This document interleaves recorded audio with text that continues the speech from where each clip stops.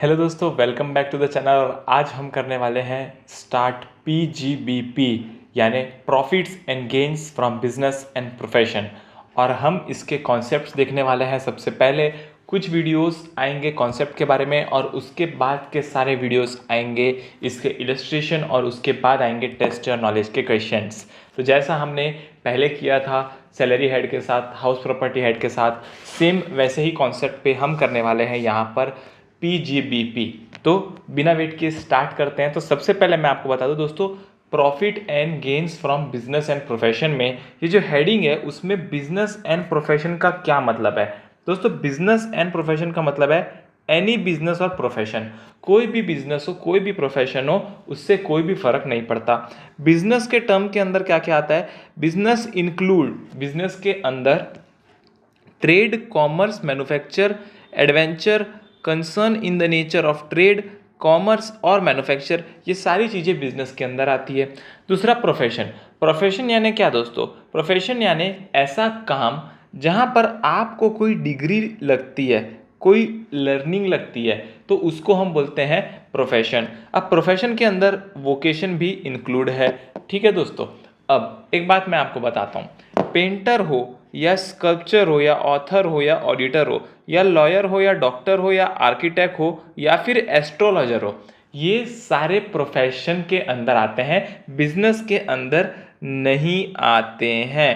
तो ये सारे प्रोफेशन के अंदर आते हैं, यानी वोकेशन हो गया या फिर कोई डिग्री अगर आपको लगती है किसी जॉब के लिए, किसी करियर के लिए, तो उसको हम प्रोफेशन बोलेंगे। जैसे सीए के लिए सीए की डिग्री, डॉक्टर के लिए MBBS की डिग्री वगैरह, बहुत सारी अलग अलग डिग्री आती है। तो ये सारी डिग्री वाले को हम बोलते हैं प्रोफेशन। तो ये आपको समझ आ गया होगा कि बिजनेस और प्रोफेशन में क्या फ़र्क है। उसके बाद दोस्तों एक ये ICDS रहता है, ये CA फाइनल लेवल पे कवर रहता है।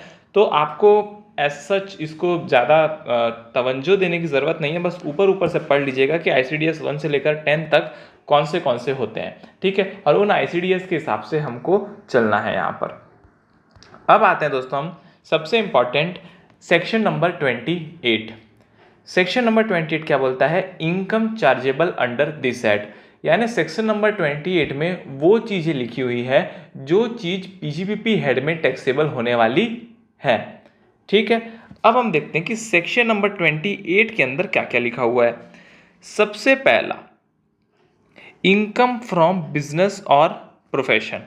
अगर आप कोई भी बिजनेस कर रहे हो, जो हमने ऊपर पढ़ा बिजनेस का मीनिंग, अगर आप कोई भी प्रोफेशन कर रहे हो, जो हमने प्रोफेशन का मीनिंग पढ़ा वो, उससे आपको कोई भी इनकम हो रही हो, कोई भी गेन्स हो रहे हो, तो वो सारे PGBP हेड में टैक्सेबल होते हैं।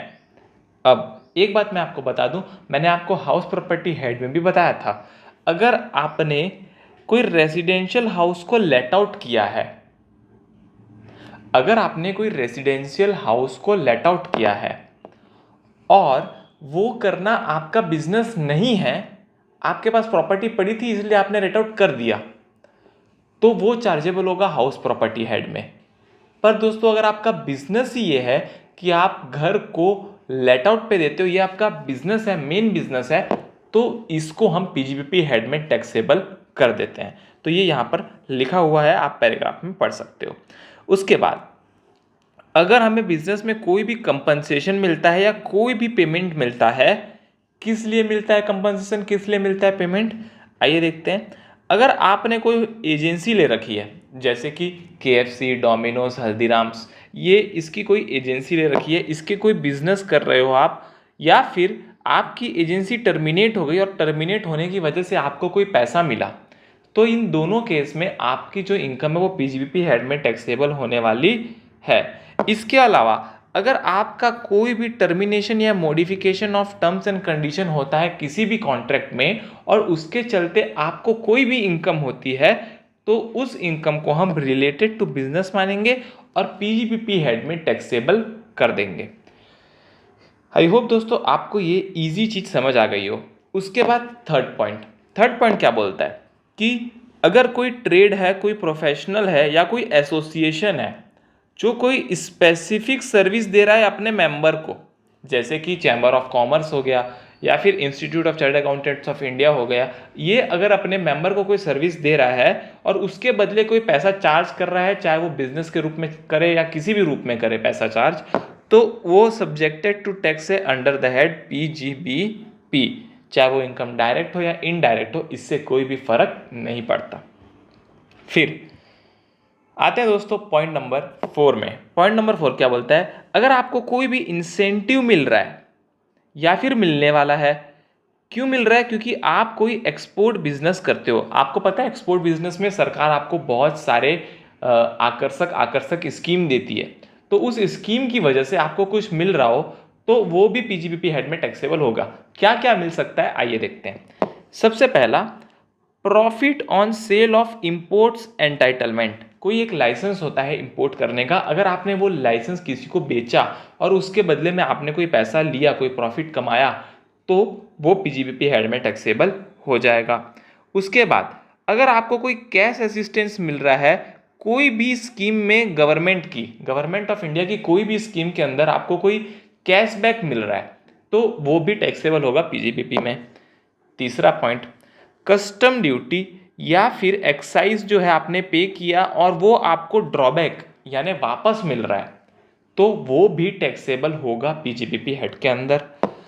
Profit on transfer of duty entitlement passbook scheme और ड्यूटी फ्री रिप्लेनिशमेंट सर्टिफिकेट, ये दोनों चीज़ें अगर आपने ट्रांसफर किया यानी बेचा और इसके बदले कोई प्रॉफिट कमाया, तो वो भी PGBP हेड के अंदर टैक्सेबल हो जाएगा।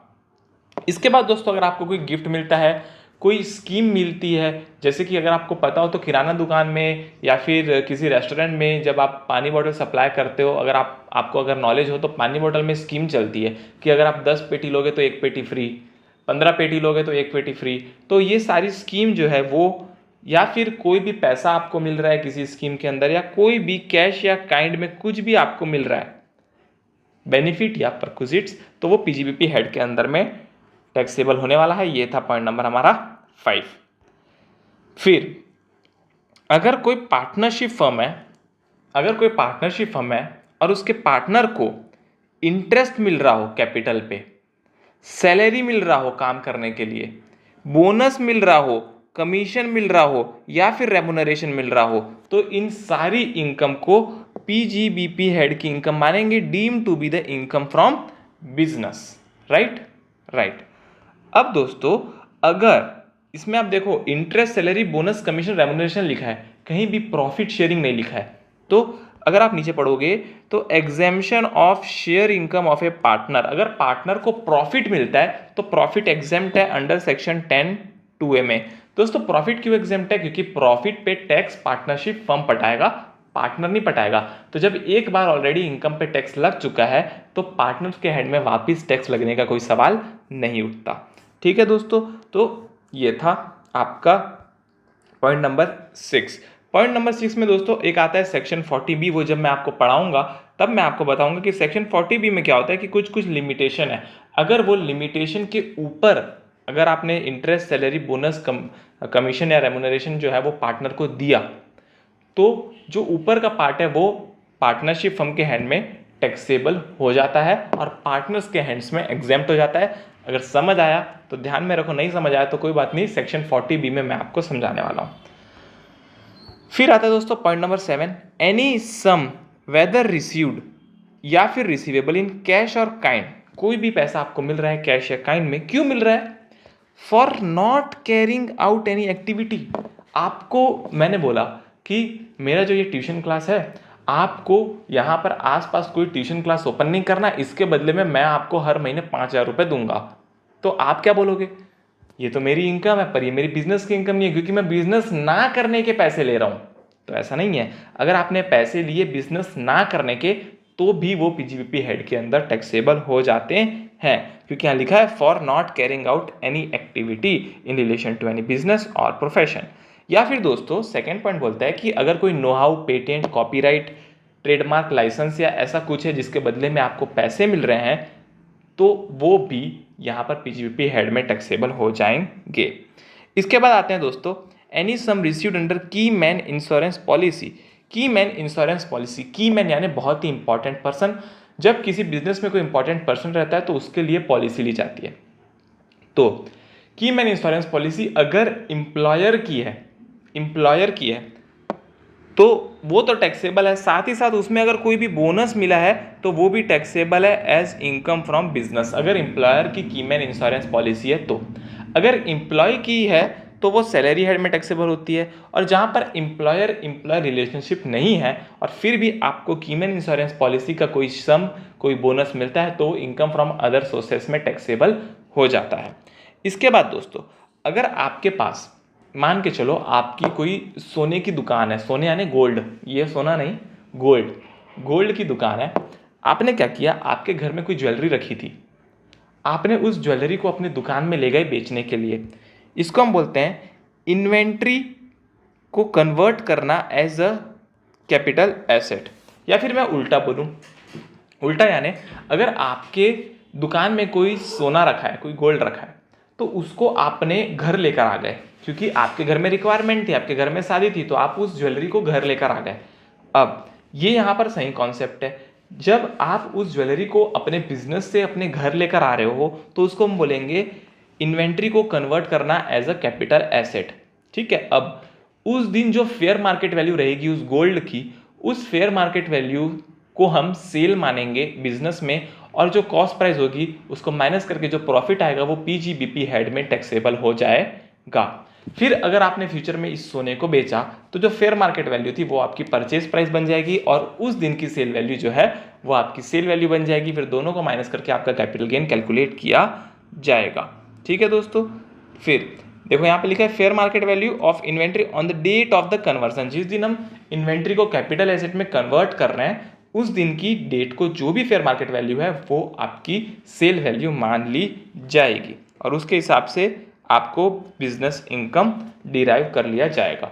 इसके बाद एक सेक्शन है जहाँ पर बोलता है सेक्शन 35 AD, जहाँ पर स्पेशल डिडक्शन मिलते हैं। अगर आपने उसकी कोई भी कैपिटल एसेट को डिमोलिश किया, डिस्ट्रॉय किया, डिस्कार्ड किया, ट्रांसफर किया, कुछ भी किया, तो उस केस में वो जो भी एक्सपेंडिचर अलाउेबल था उसको अब पीजीबीपी हेड में टैक्सेबल कर लिया जाएगा। ये मैं आपको सेक्शन 35 AD में अच्छे से समझाऊंगा। ठीक है दोस्तों, फिर ये हो गया हमारा सेक्शन नंबर 28 जो हमने अभी तक कवर किया है। अगर आपने ध्यान से इसको देखा तो इसमें बहुत सारे पॉइंट्स थे, मैंने सारे पॉइंट्स आपको कवर कर दिए।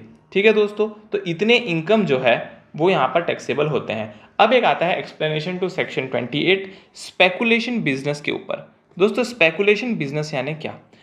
स्पेकुलेशन बिजनेस यानी ऐसा बिजनेस जहां पर एक्चुअल डिलीवरी नहीं होती, खाली बातों बातों में कोई कॉन्ट्रैक्ट होता है और वो कॉन्ट्रैक्ट प्रॉफिट या लॉस में सेटल हो जाता है, कोई भी एक्चुअल डिलीवरी नहीं होती। फॉर एग्जाम्पल ये गोल्ड की पेन है, एज्यूम कर लो कि ये गोल्ड की पेन है, तो मैंने कहा कि ये पेन जो है ये 90 रुपीज़ की है। ठीक है, तो मैं आज अपने फ्रेंड को ये पेन बेचने वाला हूँ 90 रुपीज़। मैं बोला कि चलो कॉन्ट्रैक्ट कर लेते हैं कि मैंने आपको ये पेन 90 रुपीज़ की दे दी, पर मैंने ये पेन असल में नहीं दी, अपने पास ही रखी क्योंकि मेरे को अभी काम था, मेरे को पढ़ाना था, तो मैं पढ़ाने के लिए पेन को रख लिया, 90 हो गया। अब कल मेरा दोस्त आया, बोलता है आज तो सोने का भाव 92 हो गया है ना, मैंने तो 90 में एग्रीमेंट कर लिया तो 92 हो गया। अब मेरे को इस पेन की रिक्वायरमेंट आ गई, तो मैं क्या करूँगा, ये पेन उसको नहीं दूंगा, जो 2 रुपये एक्स्ट्रा आ रहे हैं 90 से 92, 2 रुपये मैं अपने दोस्त को दे दूंगा। तो इसको बोलते हैं स्पेकुलेशन बिजनेस, जहाँ पर एक्चुअल डिलीवरी प्रोडक्ट की नहीं होती है, चाहे वो कोई भी प्रोडक्ट हो, एक्चुअल डिलीवरी नहीं होगी। चाहे आप इंट्राडे में शेयर खरीदते हो तो वहाँ पर भी एक्चुअल डिलीवरी नहीं होती है। तो जहाँ पर एक्चुअल डिलीवरी नहीं होती उसको बोलते हैं स्पेकुलेटिव बिजनेस। तो हमको स्पेकुलेटिव बिजनेस का कैलकुलेशन अलग करना है और जो नॉर्मल बिजनेस है उसका कैलकुलेशन अलग करना है। क्यों? क्योंकि जब हम बिजनेस के लॉस को सेट ऑफ करते हैं तो स्पेकुलेशन के बिजनेस का लॉस अलग सेट ऑफ होता है और पीजीबीबी हेड के बिजनेस का लॉस अलग सेटअप होता है। इसीलिए यहाँ पर हमको नॉर्मल बिजनेस और स्पेकुलेशन बिजनेस दोनों को अलग अलग करना मैंडेटरी है। ठीक है, देखो मीनिंग ऑफ स्पेकुलेटिव बिजनेस में एक लाइन मैंने यहाँ पर मेंशन की है, otherwise than by actual delivery, यानी एक्चुअल डिलीवरी को छोड़ के जो भी होता है वो होता है स्पेकुलेटिव ट्रांजैक्शन। कुछ ट्रांजैक्शन है जिसको हम स्पेकुलेटिव नहीं मानते हैं, चाहे वो स्पेकुलेटिव नेचर के ही क्यों ना हो। कौन से ऐसे ट्रांजैक्शन है जिसको हम स्पेकुलेटिव नहीं मानते पर वो स्पेकुलेटिव नेचर के हैं, और अगर स्पेकुलेटिव नहीं मानते तो वो नॉर्मल बिजनेस के कैटेगरी में आ जाते हैं। सबसे पहला, अगर आपने हेजिंग कॉन्ट्रैक्ट किया किसी रॉ मटेरियल या फिर मर्केंडाइज के लिए, हेजिंग कॉन्ट्रैक्ट करना यानी जो मार्केट के रेट में फ्लक्चुएशन होता है उससे बचने के लिए आप कोई हेज करते हो, तो उसको हम बोलते हैं हेजिंग कॉन्ट्रैक्ट। ठीक है, तो to guard against any loss through future price fluctuation, अगर आपने ये किया तो इसको हम नॉर्मल बिजनेस मानेंगे। Hedging contract in respect of stocks and share, same hedge अगर आपने स्टॉक्स या शेयर्स के लिए किया तो उसको भी हम नॉर्मल बिजनेस मानेंगे। अगर आपने कोई फॉरवर्ड कॉन्ट्रैक्ट किया तो उसको भी हम नॉर्मल बिजनेस मानेंगे। अगर आपने कोई ट्रेडिंग इन डेरिवेटिव्स किया, डेरिवेटिव्स यानी पुट कॉल वगैरह, ये भी हेजिंग के लिए यूज होता है अगर आपको पता हो तो ये भी किया तो इसको भी हम नॉर्मल बिजनेस मानेंगे। और अगर आपने कॉमोडिटी डेरिवेटिव में भी कुछ ट्रेड किया है तो उसको भी हम यहाँ पर नॉर्मल बिजनेस मानने वाले हैं। ठीक है दोस्तों, ये हो गया सेक्शन नंबर 28। अब आते हैं सेक्शन नंबर 29 में। सेक्शन नंबर 29 क्या बोलता है? Computation of profit and gains from the business and profession, कैसे आपको कंप्यूट करना है profit and gains from business and profession. इसमें ये चार्ट बहुत इंपॉर्टेंट है, देख लीजिए। Computation of profit and gains from business and profession section number 29 बोलता है। अब पहले तो सेक्शन नंबर 28 की सारी इनकम को हमको ले लेना है जो भी हमने वहां पर अभी तक डिस्कस किया है। फिर एडमिसिबल डिडक्शन, जो भी सेक्शन 30 से 37 में डिडक्शन लिखे हुए हैं, जो आने वाले वीडियोस में मैं आपको समझाऊंगा, वो यहाँ पर माइनस हो जाएंगे। जो इनएडमिसिबल डिडक्शन सेक्शन 40 में लिखे, यानी कुछ डिडक्शन ऐसे जो आपको अलाउ नहीं है, वो वापस प्लस हो जाएंगे। एक्सपेंसेस और payment non deductible in certain circumstances, कुछ सर्कमस्टेंसेस में एक्सपेंस और पेमेंट अलाउ नहीं होते, वो भी वापस ऐड हो जाएंगे सेक्शन 40A। और प्रॉफिट चार्जेबल टू टैक्स जो है वो सेक्शन नंबर 41 के हिसाब से डिटरमाइन होगा। और जो अदर प्रोविजन है वो हमको देखना है कि कुछ चीज़ें प्लस होती है, कुछ चीज़ माइनस होती है। तो ये 29 सेक्शन ये बता रहा है कि सेक्शन नंबर 30 से लेकर 37, 40, 40A और 41, इन सेक्शन को कंबाइन करके हमको पीजीबीपी हेड की इनकम निकालनी है। तो दोस्तों आज हमने पढ़ा है सेक्शन नंबर 28 जो बहुत इंपॉर्टेंट है, सेक्शन नंबर 29 जहां पर अलग अलग सेक्शंस मेंशन किए हुए हैं। और अब हम आगे नेक्स्ट वीडियो में देखेंगे सेक्शन नंबर 30, 31, 32 लाइन से हर वीडियोस की अलग अलग सेक्शंस होगी। तो आप मेरे को बताइए दोस्तों वीडियो कैसा लगा, अच्छा लगा तो लाइक करिए, शेयर करिए अपने दोस्तों के साथ और सब्सक्राइब करिए हमारे चैनल को। आज के लिए इतना ही। जय हिंद, वंदे मातरम।